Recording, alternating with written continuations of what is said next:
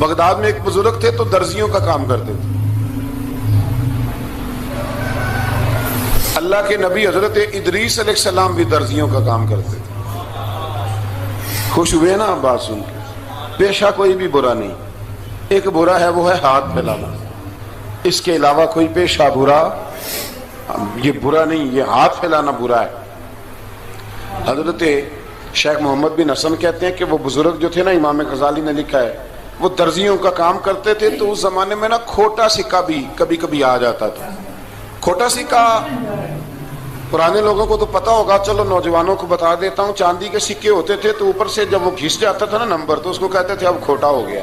کیوں جی بزرگوں ایسے ہی ہے، وہ گھس جاتا تھا تو کہتے تھے سکہ، تو وہ چلتا نہیں تھا کہیں بھی. تو وہ بابا جی کی دکان مشہور ہو گئی تھی کہ وہاں کھوٹے سکے بھی چل جاتے، لوگ دے آتے تھے کھوٹے سکے، بہت سارے لوگ دے دیتے، بابا جی چپ کر کے قبول کر لیتے. مشہور ہو گیا، جو بھی جاتا کھوٹے سکے دے آتا، بابا جی قبول کر لیتے. پھر شام کو نہ گھوڑے پہ بیٹھ کے جاتے اور دریا میں بہا. ایک دن کچھ بندے کھوٹے سکے لے کے آ گئے تو بابا جی ابھی مصلے پہ تھے، نماز پڑھ رہے تھے، تو بیٹے نے کپڑے دیے تو کھوٹے سکے وصول کیے. تو وہ کھوٹے سکے دینے والا شخص کھوٹے سکے دے رہا تھا تو وہ بچہ کہنے لگا تم نے بڑی عرصہ بیوقوف بنایا میرے ابا کو، کھوٹے سکے دے لے جاؤ. کہنے لگا تمہیں واقعی نہیں پتا چلتا کھوٹے ہیں؟ کہا ابا جی کا نہیں مجھے پتا، پر مجھے تو پتا ہے نا، اور میرا ابا شام کو کھول کے دیکھتا ہے تو پھر جو کھوٹے کھوٹے ہوتے ہیں انہیں دریا میں بہا کے آتا ہے، لے جاؤ اپنے. اتنی دیر میں بزرگ نماز سے فارغ ہوئے، کہنے لگے نہیں نہیں بیٹے رکھ لے، کھوٹے ہی رکھ لے. سننا بات. کہا جناب کیوں؟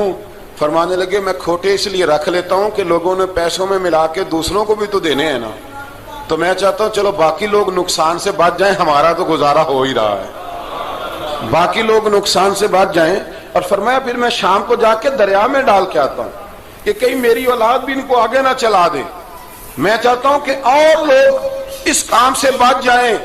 درویش کہتے ہیں کہ جب اس بابے کا آخری وقت آیا نا تو جو اس نے جملہ کہا میرا کلیجہ پھٹ گیا. آخری وقت جو اس نے دعا مانگی تو فرماتے ہیں میرے اندر وجد اور کیف کی صورت پیدا ہو گئی. فرماتے ہیں ان بزرگوں نے اپنے آخری وقت دعا مانگی، اے اللہ میں نے ساری زندگی کھوٹے سکے قبول کیے تاکہ تیرے بندے شر سے بچ جائیں، تو یا اللہ تو بھی اس کھوٹے سکے کو قبول فرما لے.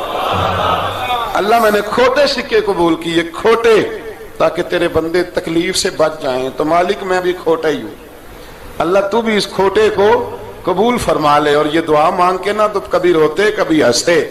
لوگوں نے کہا کیا ہوا؟ کہتے ہیں لگتا ہے رب نے کھوٹا سکہ قبول فرما لیا، لگتا ہے کہ اللہ نے کھوٹا سکہ قبول. لوگوں کو تکلیف سے بچائیں. ہمارا وجود یارو مطلب کیا ہو جائے گا 2 منٹ کے لیے سمجھ لیں کیا ہو جائے گا. یعنی اگر آپ بڑے غصے سے باہر آئے اور پاپڑ بیچنے والے پہ آپ نے غصہ نکال لیا سارا، میں رات کی ڈیوٹی کر کے آیا ہوں تھکا ہوا ہوں اور تو پاپڑ بیچنے آ گیا، تم لوگ بڑے نالائق ہو بدتمیز ہو، آپ نے یہ سخت جملے کہہ دیے، چپ کر کے وہ آدمی معذرت کر کے گزر گیا، وہ تو سارا دن پریشان رہے گا نا کہ میری غریبی کا مذاق اڑا ہے. مطلب ہو کیا گیا، ہوا کیا اگر اس نے کوئی بات کر لی.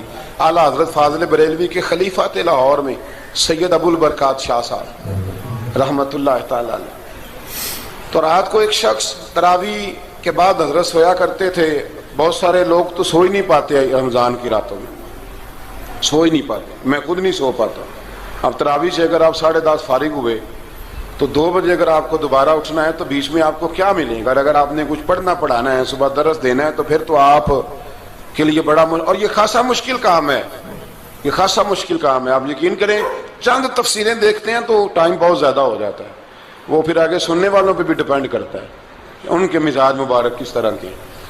سید صاحب رحمۃ اللہ علیہ نا عشاء کی نماز کے بعد تراویح پڑھ کے تو کچھ عبادت کی، کچھ مطالعہ کیا، صبح درس دینا تھا تو تھوڑی دیر کے لیے بوڑھے آدمی تھے، تھک گئے تو سو گئے.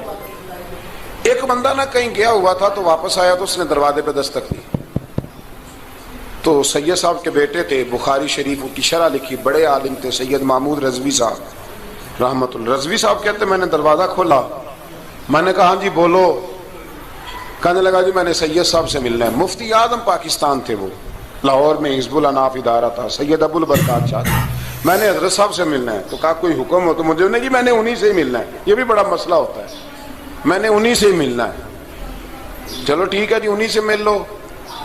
تو کہتے ہیں اتنی دیر میں نا سید صاحب بھی اٹھ کے آ گئے. محمود کون آیا؟ تو اس نے کہا حضور میں آپ کا ایک عقیدت مند ہوں، تو میں کہیں گیا ہوا تھا تو ابھی واپس آیا ہوں، تو مسئلہ نا کئی دفعہ پوچھنا کرتا ہوں تو بھول جاتا ہوں، ذرا بات کی نزاکت کو دیکھنا، بھول جاتا ہوں.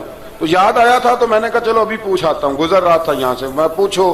کہنے لگا جی پوچھنا یہ تھا کہ جس نے فرض جماعت کے ساتھ نہ پڑھے ہوں رمضان میں، تو کیا وتر جماعت سے پڑھ سکتا ہے؟ مسئلہ پوچھنا تھا.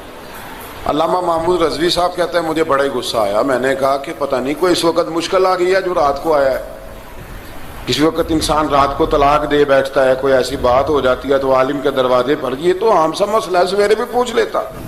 اتنی تکلیف دی اس نے، کتنی بڑی اذیت ہے. اور ایسے ہوتا ہے، ہم نہیں احساس کرتے کہ یار تھوڑا سا دیکھ لیں، ماحول کو دیکھ لیں، طبیعت کو دیکھ لیں. مجھے بڑی اچھی طرح یاد ہے کہ میں نے ایک دفعہ نا ایک عالم سے مسئلہ دریافت کیا، وہ ہمارے استاد تھے، تو مجھ پہ ناراض ہوئے.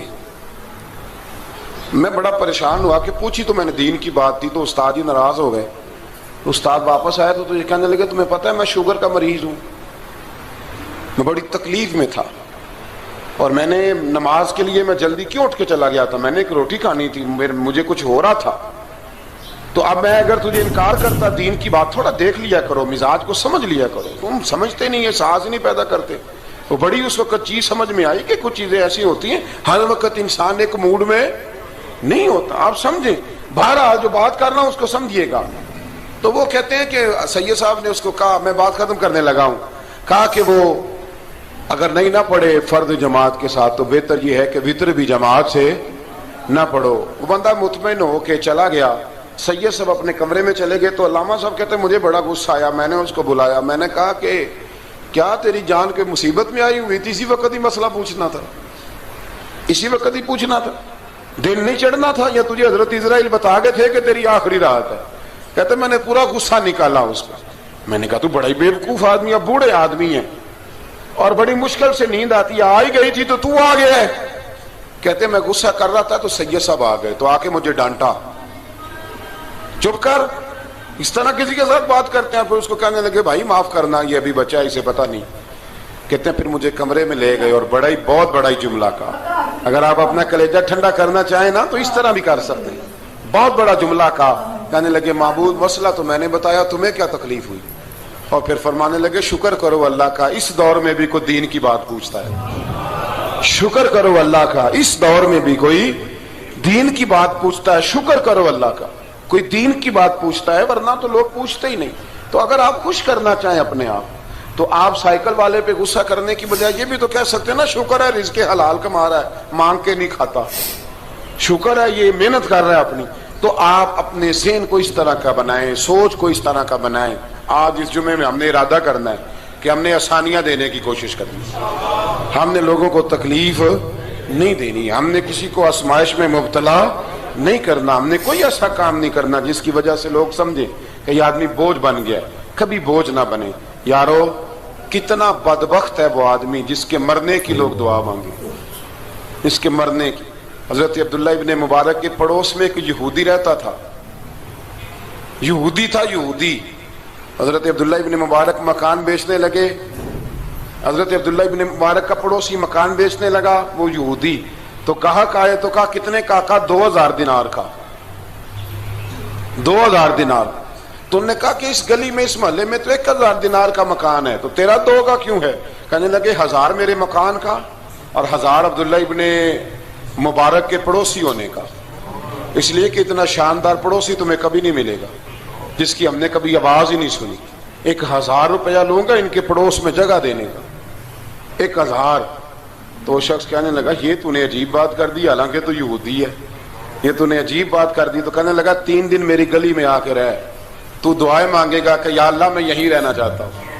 وہ دعائیں مانگے گا کہ اتنا اچھا انسان، اتنا خیال رکھنے والا، اتنا خیال والا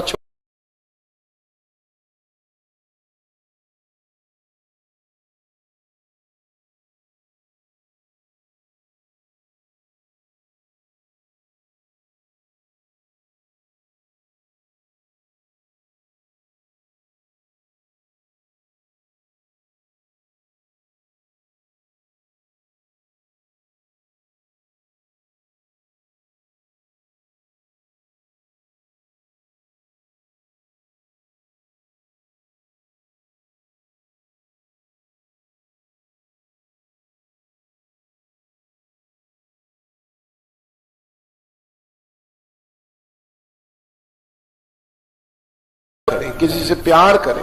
اور یارو چھوڑو مزدور بن جاتے ہیں. شیخ سعدی کہا کرتے تھے جب سے مخدوم بناؤں نا لوگوں سے خدمت کرانے لگاؤں مزہ ہی نہیں آیا. مزہ تو تب آیا ہے کبھی نانی کی خدمت، کبھی دادی کی خدمت، کبھی ابا کی خدمت، کبھی اس کی خدمت.